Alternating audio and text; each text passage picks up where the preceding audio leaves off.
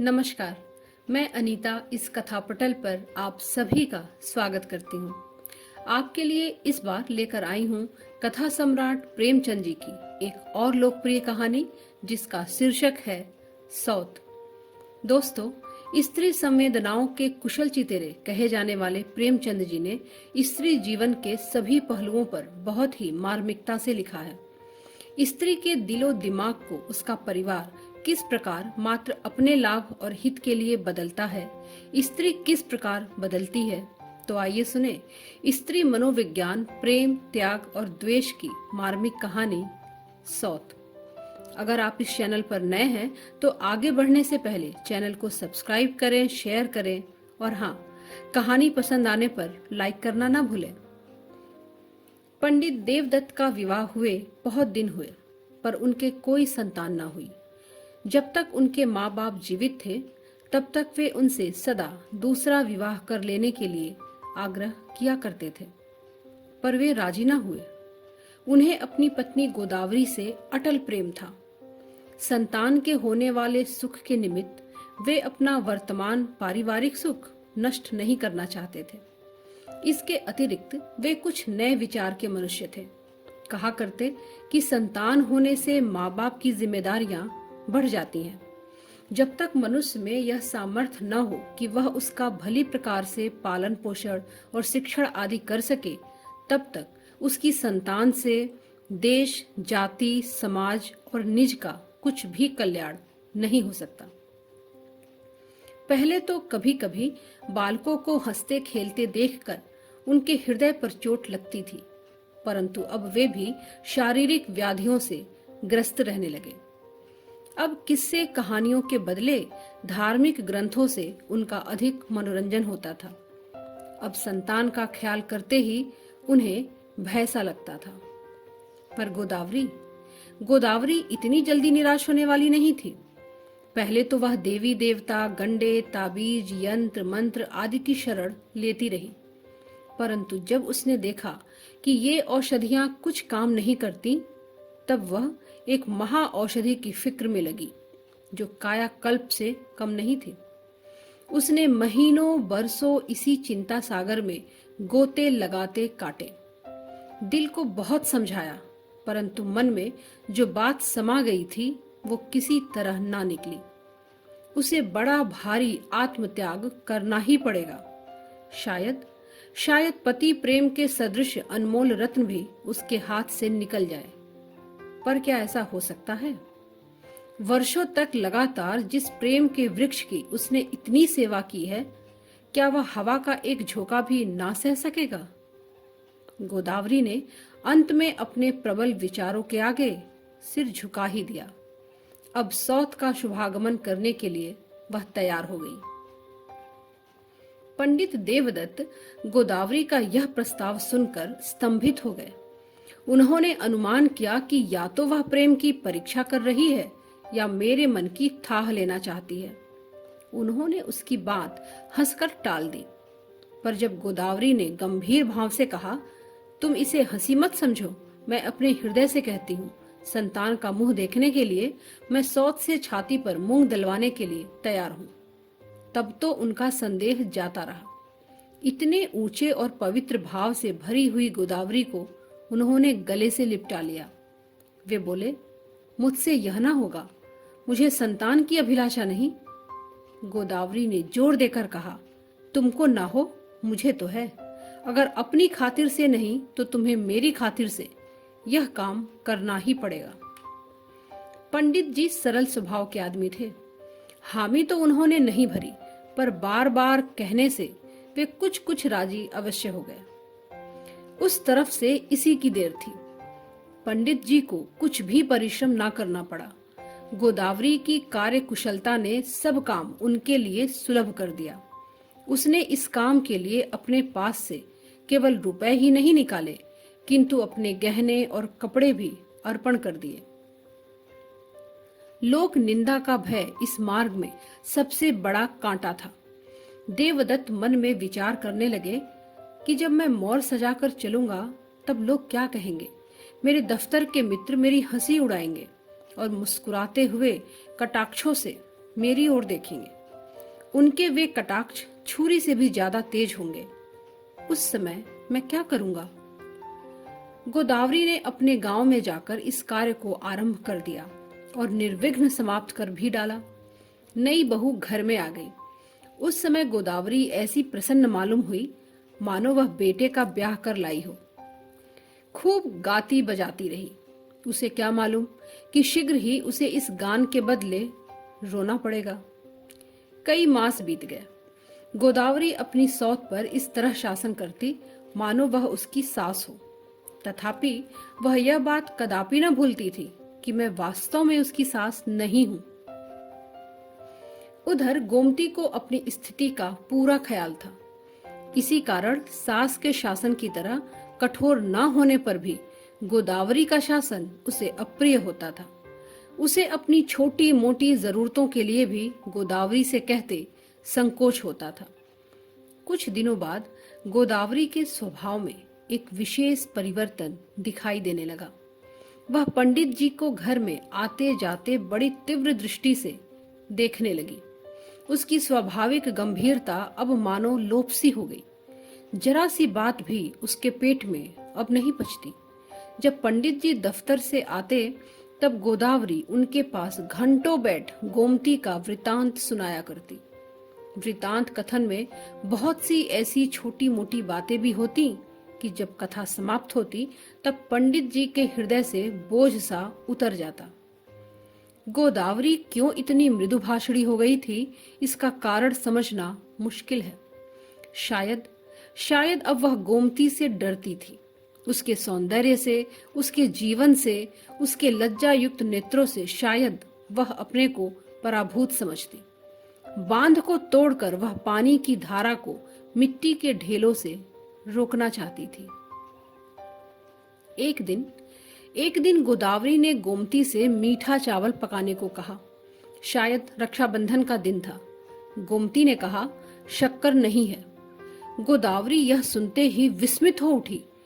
उतनी शक्कर इतनी जल्दी कैसे उठ गई? जिसे छाती फाड़ कर कमाना पड़ता है उसे अखरता है, खाने वाले क्या जाने।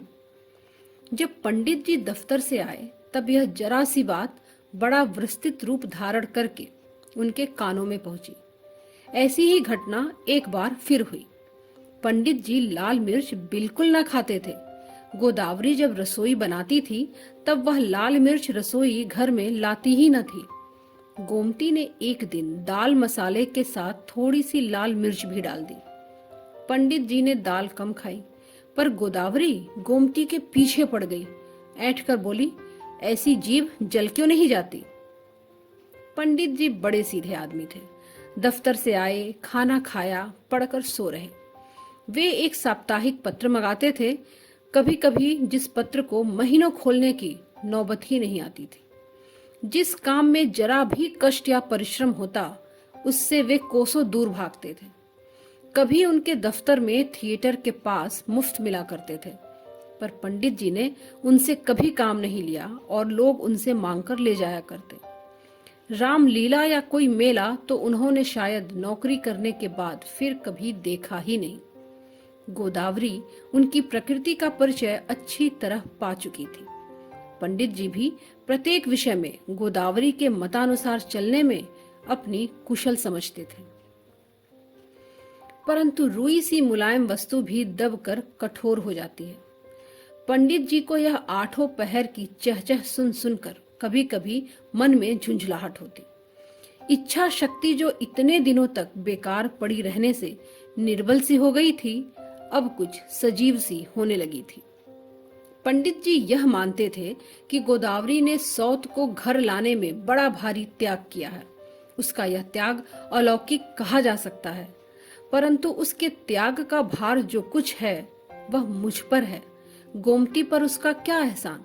यहाँ उसे कौन सा सुख है जिसके लिए वह फटकार पर फटकार सहे? पति मिला है बूढ़ा, सदा रोगी। घर मिला है ऐसा कि नौकरी छूट जाए तो कल चूल्हा न जले। इस दशा में गोदावरी का यह स्नेह रहित बर्ताव उन्हें बहुत अनुचित मालूम होता। गोदावरी की दृष्टि इतनी स्थूल नहीं थी कि उसे पंडित जी के मन के भाव नजर न आवे।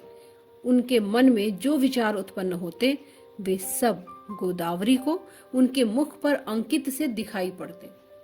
यह जानकारी उसके हृदय में एक ओर गोमती के प्रति ईर्ष्या की प्रचंड अग्नि दहका देती, दूसरी ओर पंडित देवदत्त पर निष्ठुरता और स्वार्थ प्रियता का दोषारोपण कराती।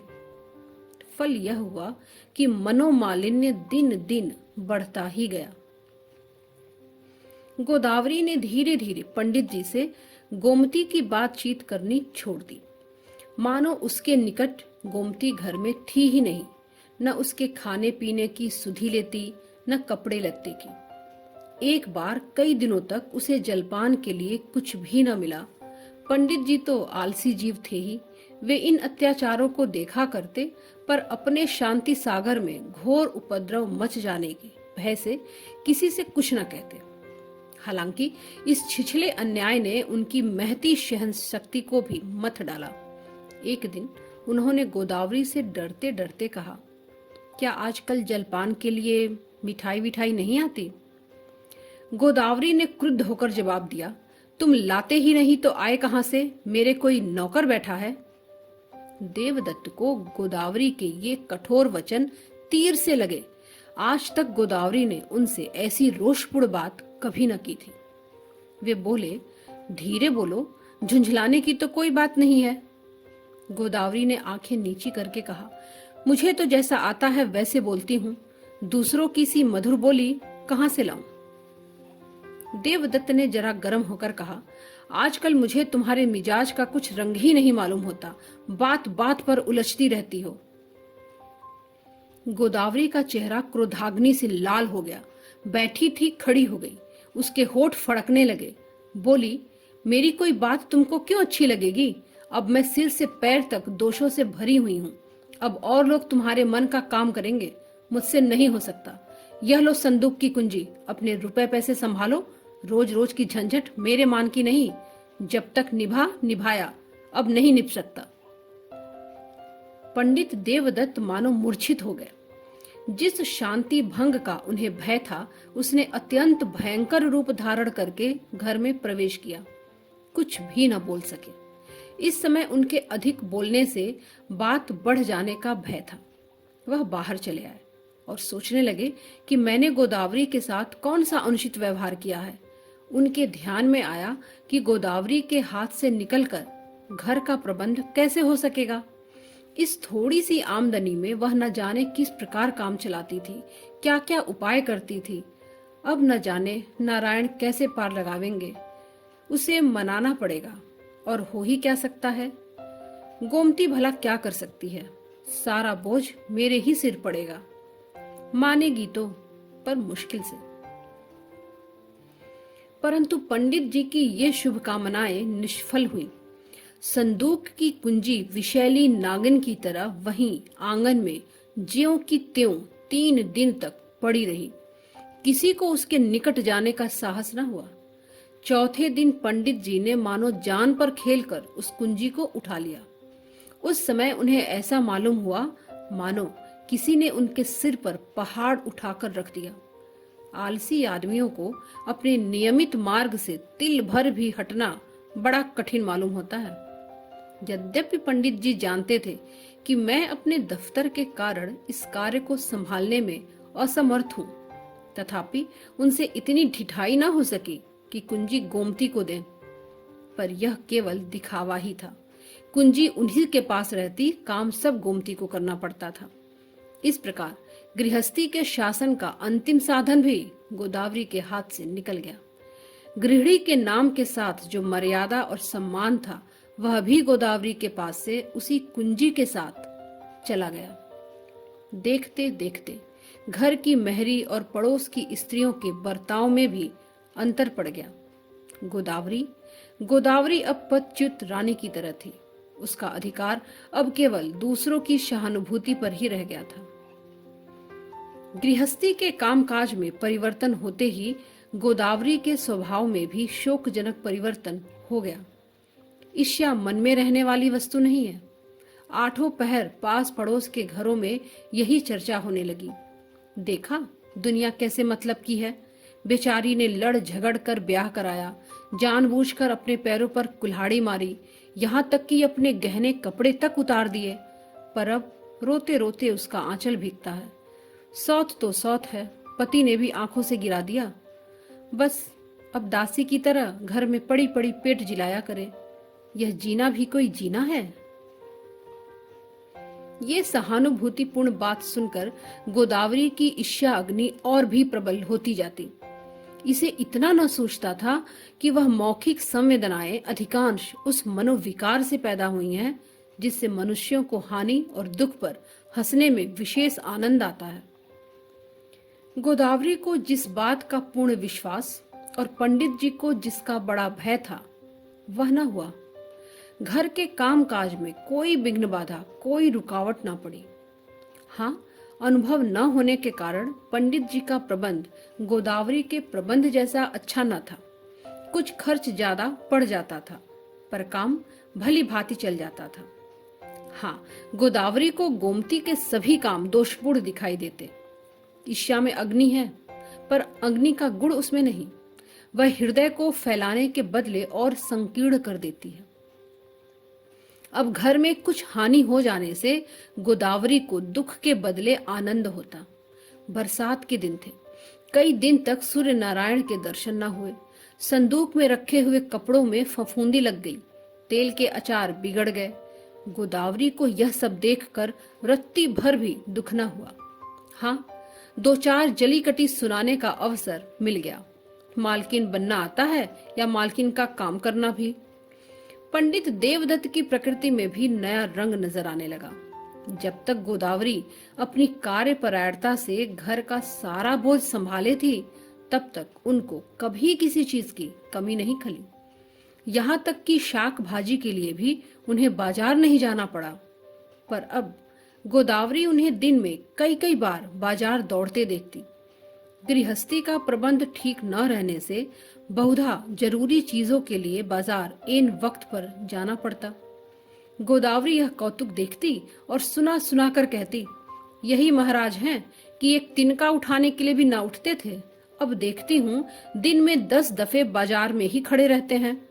अब तो यह कहते नहीं सुना कि मेरे लिखने पढ़ने में हर्ज होगा। गोदावरी को इस बात का एक बार परिचय मिल चुका था कि पंडित जी बाजार हाट के काम में कुशल नहीं है। इसलिए जब उसे कपड़े की जरूरत होती तब वह अपने पड़ोस के एक बूढ़े लाला साहब से मंगवाया करती थी। पंडित जी को यह बात भूल सी गई थी कि गोदावरी को साड़ियों की जरूरत पड़ती है। उनके सिर से तो जितना बोझ कोई हटा दे उतना ही अच्छा था। खुद वे भी वही कपड़े पहनते थे जो गोदावरी मंगाकर उन्हें दे देती थी। पंडित जी को नए फैशन और नए नमूनों से कोई प्रयोजन न था। पर अब कपड़ों के लिए भी उन्हीं को बाजार जाना पड़ता। एक बार गोमती के पास साड़ियां न थी। पंडित जी बाजार गए तो एक बहुत अच्छा सा जोड़ा उसके लिए ले आए।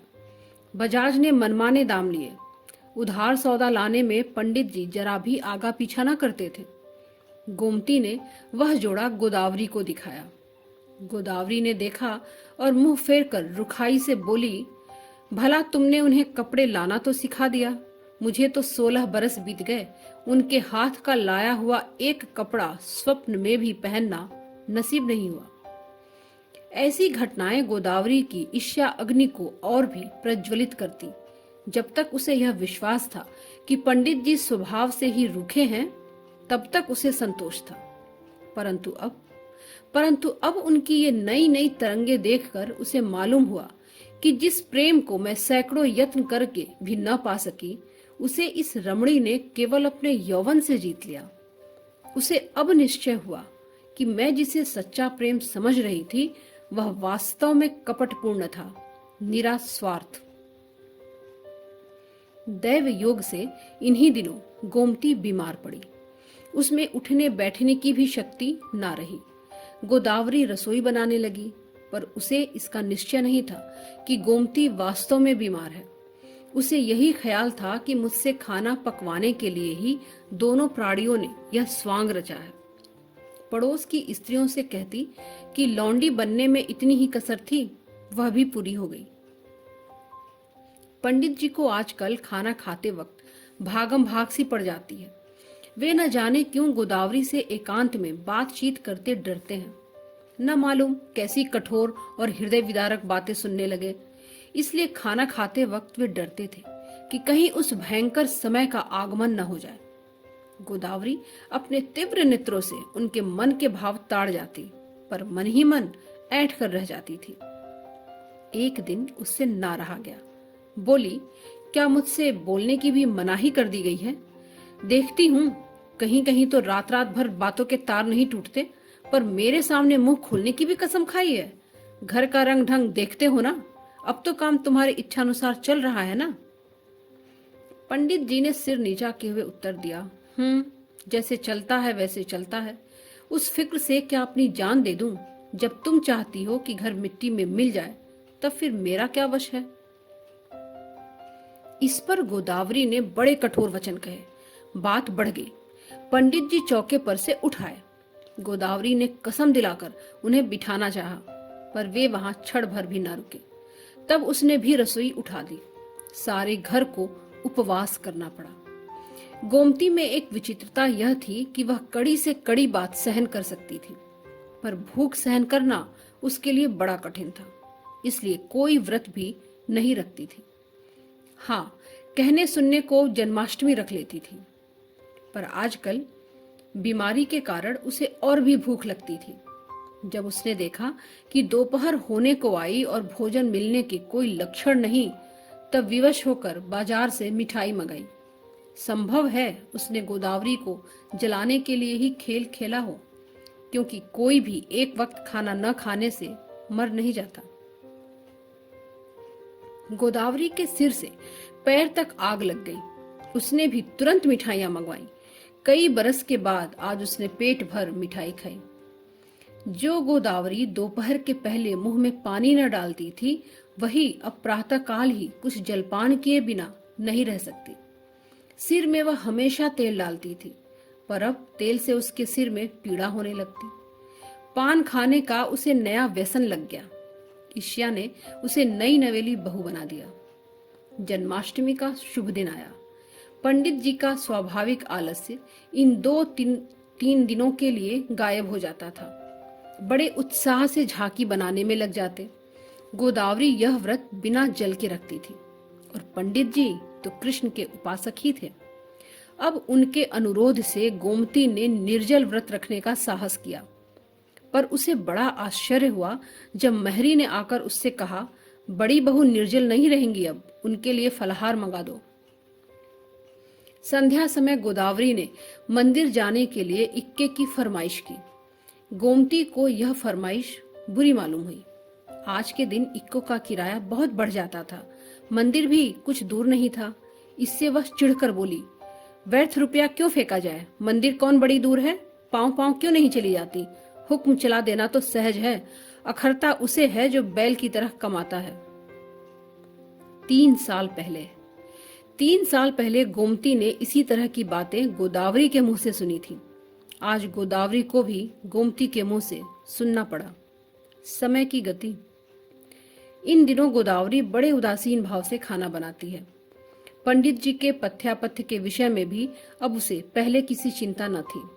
एक दिन उसने महरी से कहा कि अंदाज से मसाले निकालकर पीस ले। मसाले दाल में पड़े तो मिर्च जरा अधिक तेज हो गई। मारे भय से पंडित जी से न खाया गया। अन्य आलसी मनुष्यों की तरह चटपटी वस्तुएं उन्हें भी बहुत प्रिय थी, परंतु वह रोग से डरे हुए थे। गोमती ने जब यह सुना तब भौहें चढ़ाकर बोली, क्या बुढ़ापे में जबान गज भर की हो गई है? कुछ इसी तरह से कटु वाक्य एक बार गोदावरी ने भी कहे थे।